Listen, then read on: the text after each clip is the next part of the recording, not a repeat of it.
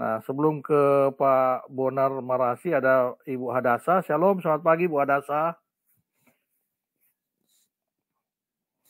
Bu Hadasa, selamat pagi.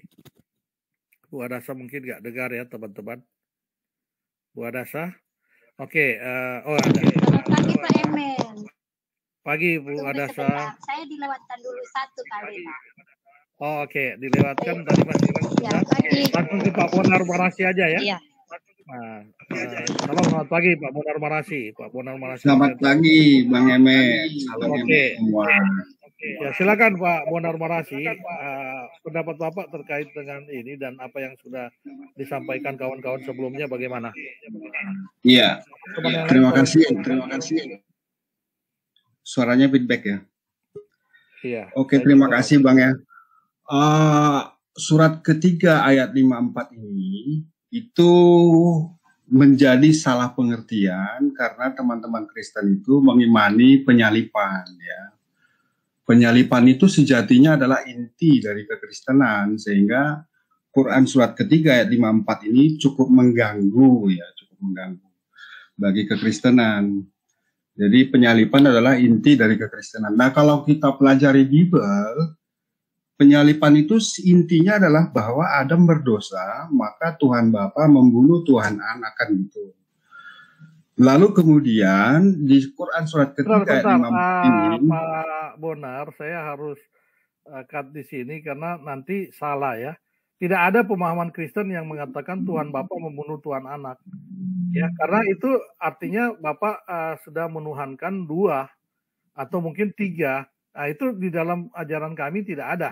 Kalau Bapak mengatakan Kristen yang yang sudah bidat Kristen, bukan bidat ya, Kristen-Kristen yang seperti Mormon, ya itu benar, ya itu bidat ya, itu sudah mungkin saya besar. Jadi kami tidak ada.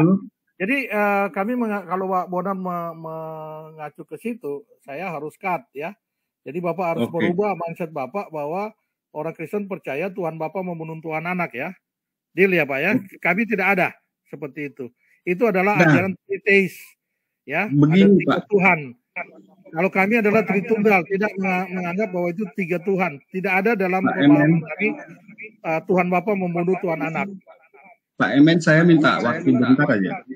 Iya, maksud saya biar Bapak boleh punya banyak waktu, nggak usah bentar, Bapak punya waktu yang panjang, tetapi Bapak harus merubah mindset Bapak bahwa pemahaman Kristen adalah Tuhan Bapa membunuh Tuhan Anak. Bapak punya waktu yang panjang, asal merubah mindset Bapak. Oke, silakan. Nah, cara paling cepat untuk mengetahui jumlah Tuhan itu bisa kita lihat di Roma 10:9 ya. Di situ dituliskan bahwa jika kamu mengaku dengan mulutmu bahwa Yesus adalah Tuhan dan kemudian dia dibangkitkan oleh Tuhan Bapa, maka kamu akan selamat. Jadi di situ memang harus ada dua, Pak. Kita perlu jujur. Bapak tunjukin Roma itu karena nggak ada yang saya pelajari. Saya sudah Kristen lama. Tidak ada yang mempelajari jika kamu mengaku bahwa Yesus adalah Tuhan dan dibangkitkan oleh Tuhan Bapa. Bunyinya nggak seperti itu. Betul. Ya? Allah. Bapak tampilkan. Makanya saya bilang, Bapak kalau mau panjang, mau berdiskusi di sini, Bapak berarti salah alamat. Bapak bukan berdiskusi dengan orang Kristen. Kristen yang kita maksud di sini adalah mengaku bahwa Tuhan itu satu. Bapak memaksakan Tuhan itu dua atau tiga, saya tidak mengatakan bahwa Bapak salah alamat. Ya. Iya. Bapak punya waktu cuma pendek kalau seperti itu. Kalau Bapak mau berdiskusi panjang di sini, Bapak harus merubah mindset Bapak, tidak mengatakan bahwa ada Tuhan Bapa dan Tuhan Anak. Ya. Kalau Bapak mengatakan Allah dan Anak, saya setuju. Tapi kalau Bapak mengatakan Tuhan Allah dan Tuhan Bapa dan Tuhan Anak, Bapak memaksakan pemahaman Bapak di dalam diskusi dengan orang Kristen. Itu salah besar. Ya? Oke, jadi kalau kita Bapak menyajikan ayat, kasih kesempatan saya bukakan ayatnya, biar jangan ada fitnah, ya. Oke, silakan. Kalau kita baca perisai Trinitas berbahasa Inggris, itu disebutkan bahwa God the Father is not God the Son, is not God the Holy Spirit kan gitu. Tetapi God Father is God, Son is God, Holy Spirit is God. Kan itu perisai Trinitas. Paham. Nah, lalu Cuman kemudian yang Bapak baca tadi, Bapak mengatakan God is Father, God is Son. Jangan ngomong begitu. Di Triangle itu tidak menyebutkan God is Father. Dia cuma menyebutkan Father, Son, and Spirit. Tidak mengatakan God of. Bapak memaksakan terus bahwa ada Tuhan Bapa, Tuhan Anak. Ya itu yang saya katakan, Bapak salah tempat. Bapak berbicara dengan orang Triteis. Kalau Bapak ada di lingkungan Mormon, ya silakan Bapak bicara seperti itu. Tetapi Bapak ada di dalam lingkungan Kristen Tritunggal yang memahami ajaran Kristen sebagai Tritunggal, bahwa Allah itu satu. Tapi Bapak memaksakan terus. Saya sudah ingatkan, Bapak memaksakan terus. Bapak salah tempat loh. Oke, lanjut Pak ya. Jangan lagi Pak, berubah mindset Bapak. Kalau Bapak ingin berdiskusi lebih lama di sini. Enggak apa-apa. Jadi pada Matius 26 ayat 4 itu disebutkan bahwa orang-orang jahat itu melakukan tipu daya untuk membunuh Yesus kan gitu. Sehingga kemudian kalau Bapak, teman-teman Kristen itu mengimani penyalipan, artinya Bapak sedang mengatakan bahwa Tuhannya Yesus itu ya itu bekerja sama dengan para orang-orang jahat melalui tipu daya untuk membunuh Yesus sebagai jalan keselamatan. Sementara menurut Quran surat ketiga ayat 54 ini, orang-orang kafir itu membuat tipu daya Pak untuk membunuh Nabi Isa. Nabi Isa itu kemudian diselamatkan dengan cara apa? Dengan cara membalaskan tipu daya mereka. Gitu. Jadi itu statusnya dihukum. Dan Allah sebaik-baik pembalas tipu daya dalam artian positif. Karena apa? Karena di Islam itu berlaku hukum yang dulu telah diajarkan oleh Yesus. Yang dulu telah diajarkan di perjanjian lama, maaf ya, yaitu bahwa dia yang berdosa, maka dialah yang harus dihukum. Di Islam itu tidak ada ajaran Tuhan Bapa membunuh Tuhan Anak, Pak. Nggak ada. Sehingga kemudian Pak, sekali lagi saya katakan, di Islam Nabi Isa itu statusnya diselamatkan. Bapak jangan ulang-ulang terus mengatakan Tuhan Bapa membunuh Tuhan Anak. Tidak ada di ajaran Kristen pun tidak seperti itu. Makanya saya katakan, Bapak jangan ngomong begitu terus. Bapak salah tempat. Kami di Kristen tidak ada ajaran mengatakan bahwa Tuhan Bapa membunuh Tuhan Anak. Tidak seperti itu, Pak.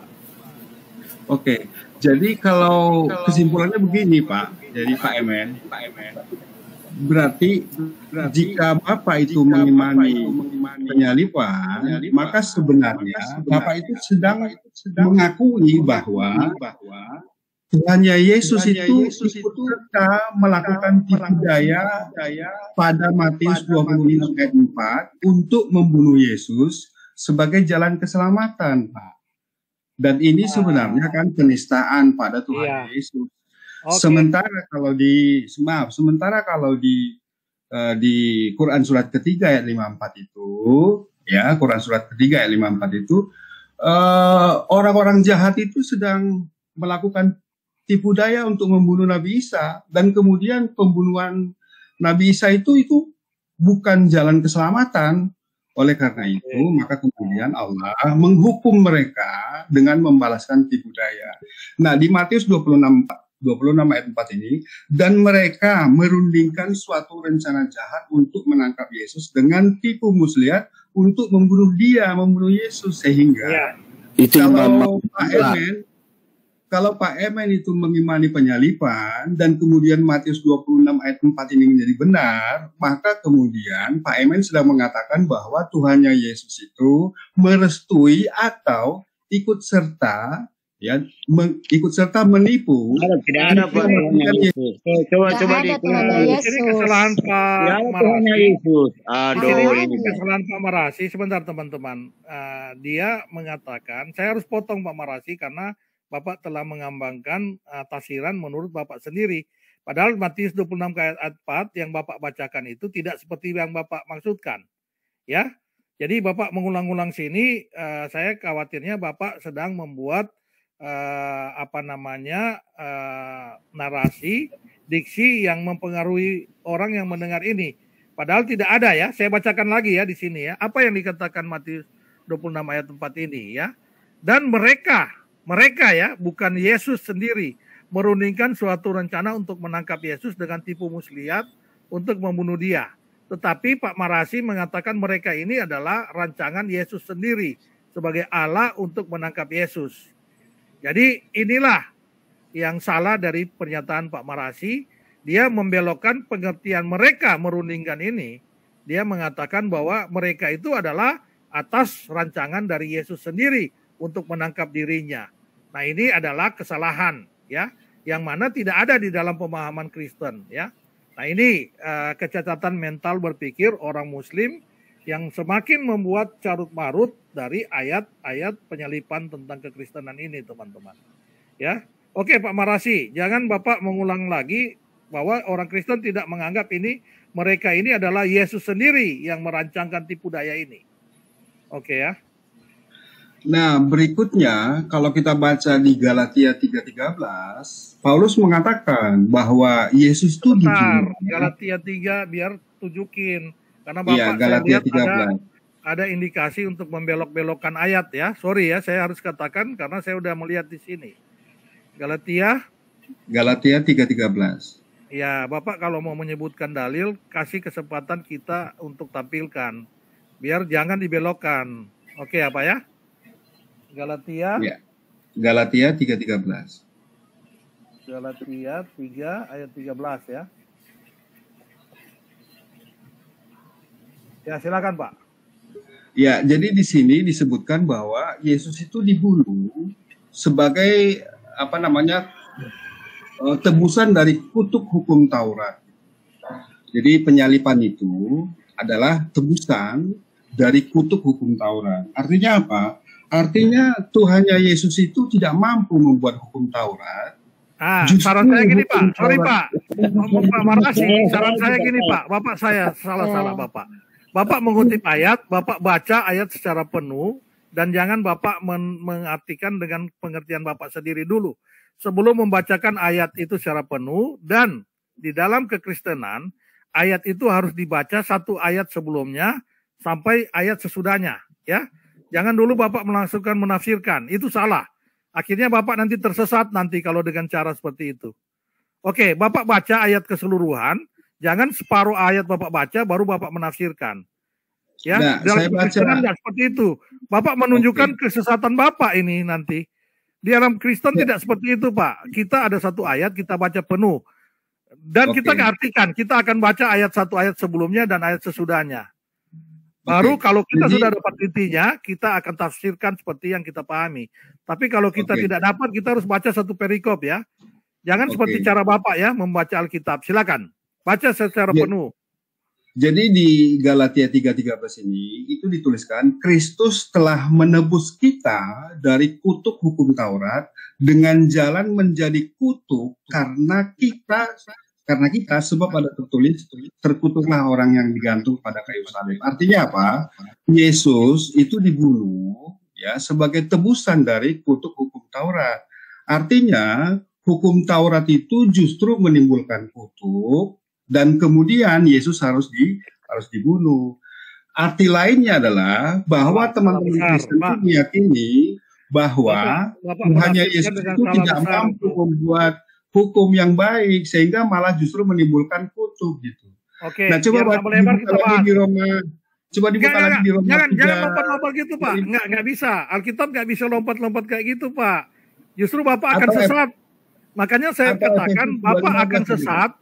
Nggak bisa gitu Pak. Halo Pak Marasi, Bapak akan sesat kalau Bapak baca Alkitab tidak dipahami ini Bapak lompat. Karena Bapak aja tadi menyatakan itu sudah salah.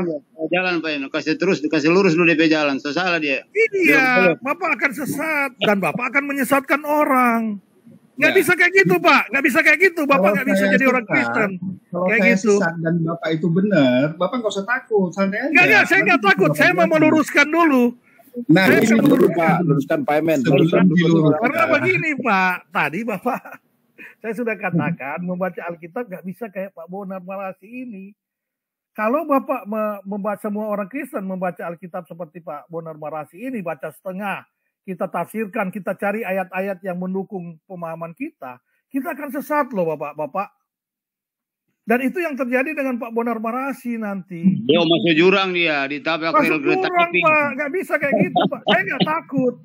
Saya mau kita Bapak baca, kita artikan sama-sama. Seperti itu. Gitu loh Pak. Jadi Bapak mengatakan bahwa Kristus telah menebus kita dari hukum Taurat ini dengan jalan menjadi kutuk karena kitab itu.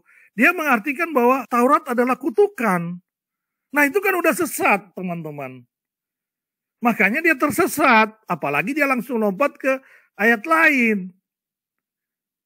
Ya, tidak ada di sini Kristus telah menebus kita dari kutuk hukum Taurat dengan mengartikan bahwa hukum Taurat itu adalah kutukan. Aduh. Karena di sini kita harus pahami. Masuk jurang sudah itu. Iya. Jadi di sini artinya gini teman-teman. Kristus telah menebus dari hukum Taurat dengan jalan menjadi kutuk. Memang karena ada tertulis di dalam hukum Taurat bahwa terkutuklah orang yang digantung pada kayu salib. Tetapi kutukan ini harus diambil oleh Kristus. Ya. Jadi bukan Tauratnya yang terkutuk teman-teman. Artinya di dalam hukum Taurat ada tertulis bahwa orang yang digantung di kayu salib adalah terkutuk. Nah itulah maksud kedatangan Yesus. Ya, dia adalah Allah yang Maha Kuasa datang ke dunia untuk menjadi kutuk supaya dia menyelamatkan manusia. Tapi kalau Pak Marasi tadi mengatakan hukum Taurat adalah kitab yang terkutuk, itu sudah salah sekali.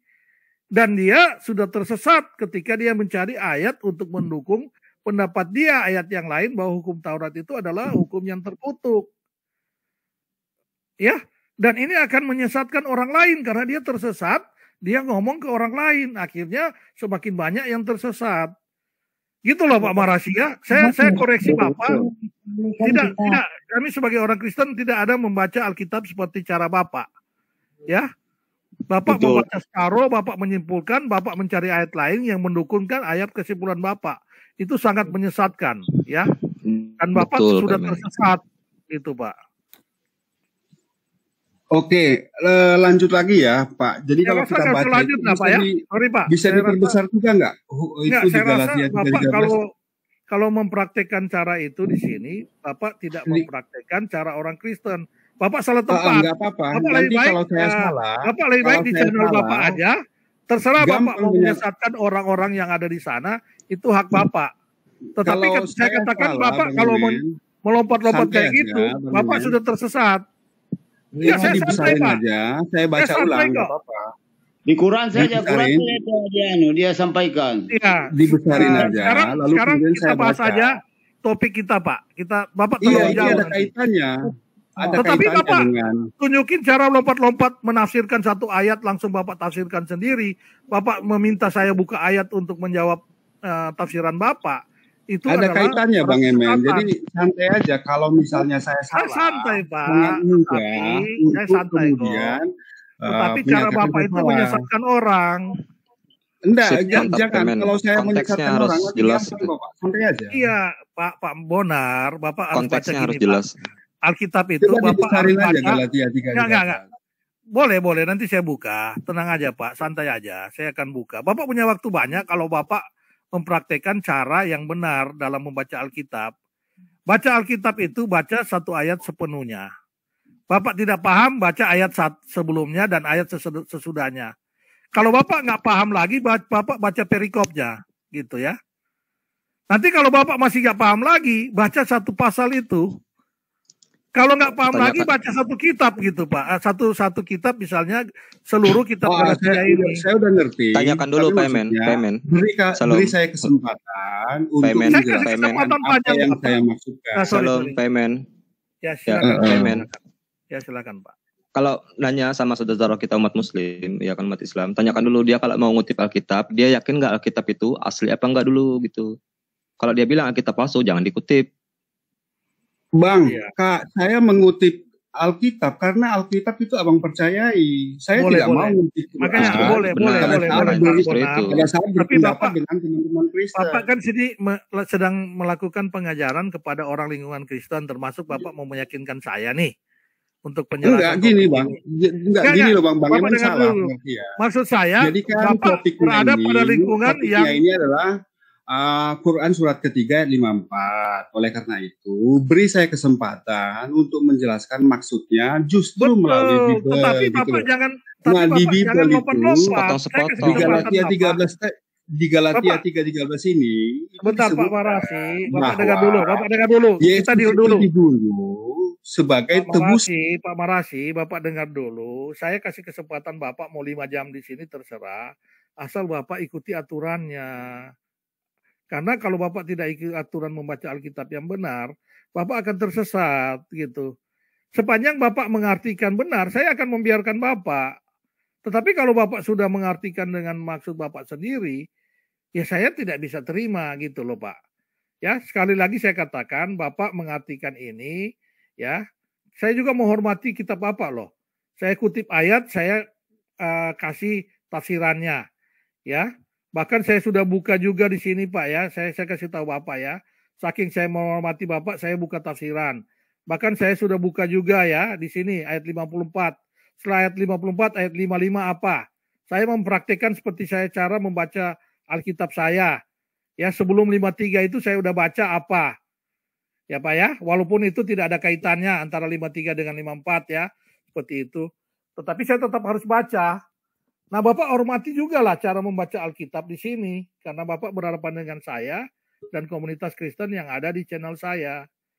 Tetapi kalau Bapak mau mengartikan seenak Bapak sendiri, ya Bapak mending di channel Bapak aja. Itu hak Bapak ya. Oke, silakan Pak. Betul, Pak Emen, betul. Lanjut ya Bang ya. Jadi mohon izin ya. Jadi saya ulangi lagi.